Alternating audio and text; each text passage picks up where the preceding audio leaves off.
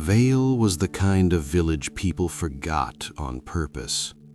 It sat at the far edge of the kingdom, where the road gave up and turned to mud, where winter stayed too long and summer never seemed to make up for it. The houses leaned as if tired, roofs sagged, smoke clung low over the chimneys like it had nowhere better to go. From the north rise, Vael looked less than a village than a handful of crooked stones thrown into the earth and left there. It was poor, it was cold, it was mean in all the ordinary ways hunger made places mean. And yet, to the 4 children who had grown up inside its narrow lanes and bitter weather, Vael was not just miserable, it was known. They knew which wall behind old Joran's shed had loose stones enough to hide apples. They knew which lane turned ankle-deep after rain, which widow traded stale crusts for firewood, which dogs bit and which only barked, which roofs could be climbed without collapsing, which woods hid rabbits, mushrooms, or worse. They knew where the village ended and the stories began. That mattered. When the world beyond Vael was rumor, cities, courts, knights, demons, kings, knowing the shortcut between the herb garden and the mill road felt like power. That morning, before the sky bled silver, the 4 of them were behind old Mara's house, arguing over a crown made of straw and chicken feathers. "It's crooked," Veyna said. "It's regal," Darien said. "It makes you look ridiculous." Darien adjusted it anyway and sat straighter on the overturned barrel he had claimed as a throne. He was 12 and all sharp angles, rain-dark hair and thin pride, wearing a patched coat too big for him and carrying himself like insult was a kind of inheritance. "A king," he said grandly, "is never ridiculous. He is misunderstood by lesser minds." "You bartered 3 buttons and half a turnip for that crown. You're not a king, you're a thief with an audience." "Trade," Darien said, offended, "is the foundation of civilization. You stole from Bran's brother. He accepted terms. He's 6. Across from them, Silas knelt on a flat stone and held up a wilted weed as though it were holy incense. "If His Majesty and the captain of his guard are done disgracing the kingdom, the blessing may begin." Veyna snorted. Silas ignored her. He was good at that, mostly because he had practice. He was slight and dark-haired and painfully neat for a child who owned so little. His sleeves were patched carefully, his hands were scrubbed clean even when no one else's were. He prayed for meals, after bruises, when storms rolled in, when someone coughed blood, when goats went missing, and sometimes for no reason at all except that he thought maybe someone somewhere needed it. Darien said that made him exhausting. Leon said it made him decent. Veyna said it made him weird. Silas accepted all 3 with equal discomfort. Now he traced a circle in the dirt and said with complete seriousness, "May the fields hold grain, may the roofs hold through winter, may the river not take anyone foolish enough to fall in, may the king grow wisdom, and may his taxes remain merciful." Darien frowned. "That last part is blasphemy." Leon laughed. Veyna, balancing on the stone wall behind them with the careless grace of something half-wild, jumped down and snatched the weed from Silas's hand. "The gods have spoken. They want a hunt instead." She darted around the back shed before Silas could protest. Leon sighed, but he was smiling now. He bent, picked up the stick sword he had carved 2 nights earlier, and pointed it after her.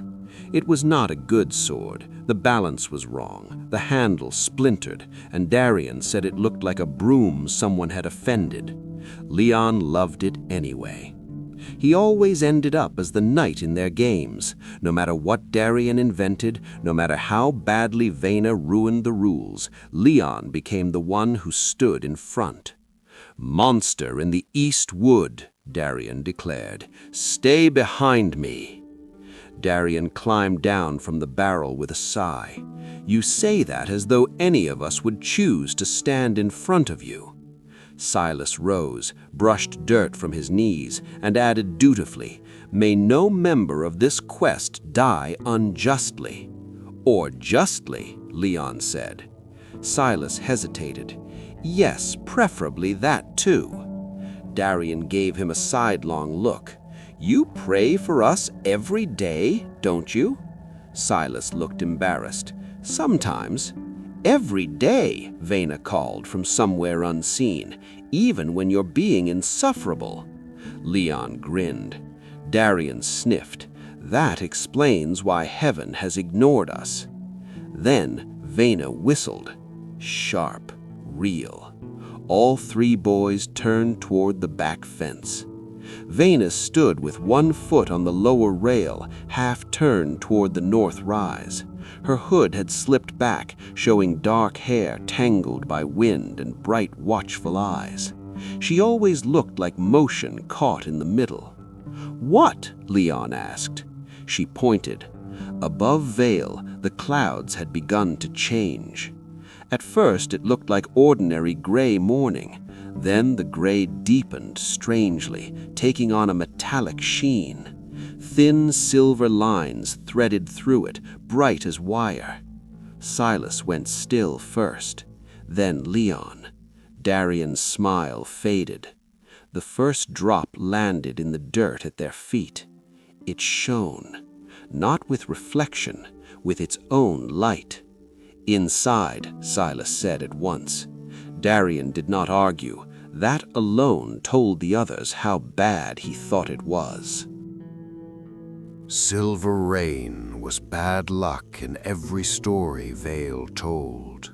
It soured milk, made children feverish, left hens laying shell-less eggs, and once, if Hedra was to be believed, made a man bite through his own tongue because he heard songs in his walls. The second drop fell, then another. The silver rain came down softly, almost beautifully, over the yard, the fence, the broken shed roof, turning everything briefly luminous. Leon grabbed Silas's wrist. "Come on!" They ran for the lean-to beside old Mara's kitchen. Old Mara opened the back door before they reached it, as if she had been waiting for the exact moment fools would need scolding. "There you are," she snapped. "Get in before the sky decides to finish what life started." They crowded into the kitchen, dripping ordinary water and silver light on the threshold. Old Mara slammed the door and dropped the latch. Her kitchen smelled of cabbage, smoke, onions, and damp wool. Heat from the little stove struck them all at once, making the weather outside feel less real. Mara stood in the middle of it, shawl wrapped tight around narrow shoulders, gray hair escaping its knot, one eye sharper than the other, and both sharp enough. She was not their grandmother. She was not anyone's idea of a mother. She was simply the woman who had, years ago, and for reasons no one explained, allowed 4 unwanted children to keep existing near her house. Sometimes that meant scraps. Sometimes it meant beatings with a wooden spoon. Sometimes it meant she left an extra blanket in the shed and pretended not to notice who took it. No one loved her simply. That was the problem. "You've got mud on my floor," she said. "We also brought our shining personalities, and not one of them worth keeping." She swatted the back of his head as she passed, not gently, not cruelly either, just old Mara. Veyna was already checking the shutter cracks. "How long does it last?" "As long as it pleases, just like you." Leon moved closer to the stove, warming his hands. "Has it happened before?" Mara glanced toward the shuttered window. For a moment, the room changed. Beneath all her irritation was something tighter. Fear. "Not in years," she said. "Not since before you lot were old enough to make misery conversational." Silas looked at the iron cross above the hearth. "Is it punishment?" Mara gave him such a look that even Darien pitied him. "For what? Vael being poor? Then the gods are repetitive." Silas lowered his eyes. Mara clicked her tongue and shoved a heel of black bread into his hands anyway. "Eat," she said. "If judgment comes, it can wait until breakfast." That was old Mara all over, harsh in word, practical in mercy. A woman who would call children vermin while dividing bread into equal pieces when she thought no one was counting. Darien counted. He always counted. He noticed who got more soup, which widow lied about grain, how traders changed prices depending on weather, how Father Elian spoke differently to farmers than to hunters, how Bran always complained about taxmen, though none had visited in months. Darien liked watching adults bargain because it made power look less like strength and more like numbers, favors, and nerve.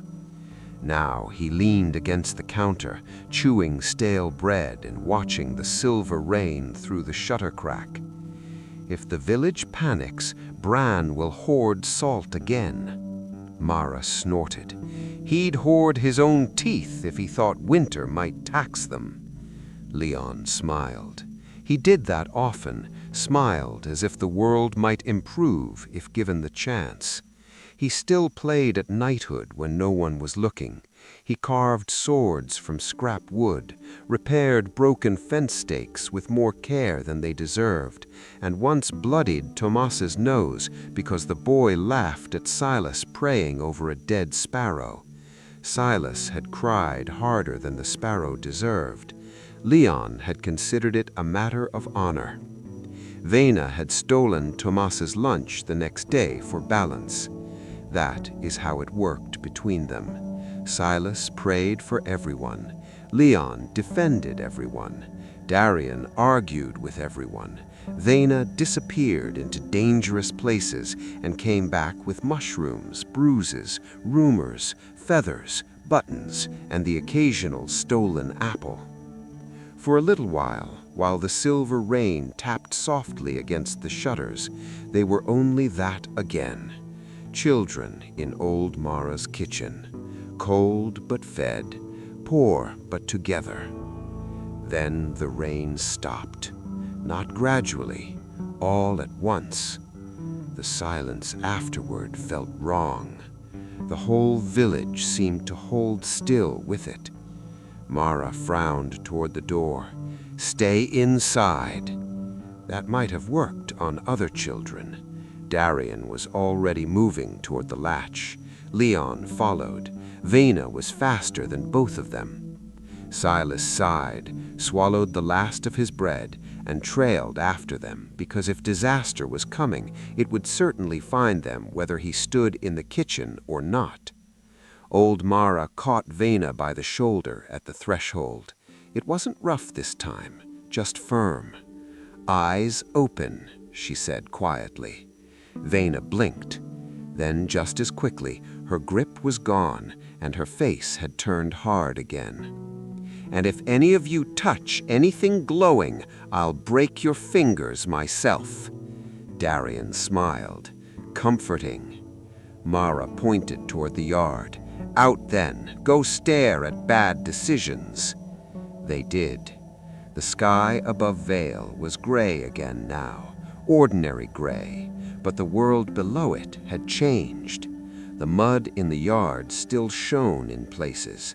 The broken fence glittered with droplets that looked like metal beads, and beneath the dead pear tree, a puddle of silver water lay bright as a coin under cloud light. The 4 children looked at it together. Not one of them said they wanted to go back inside, because whatever was wrong with the world, it had begun here, and they had never been good at leaving mysteries alone.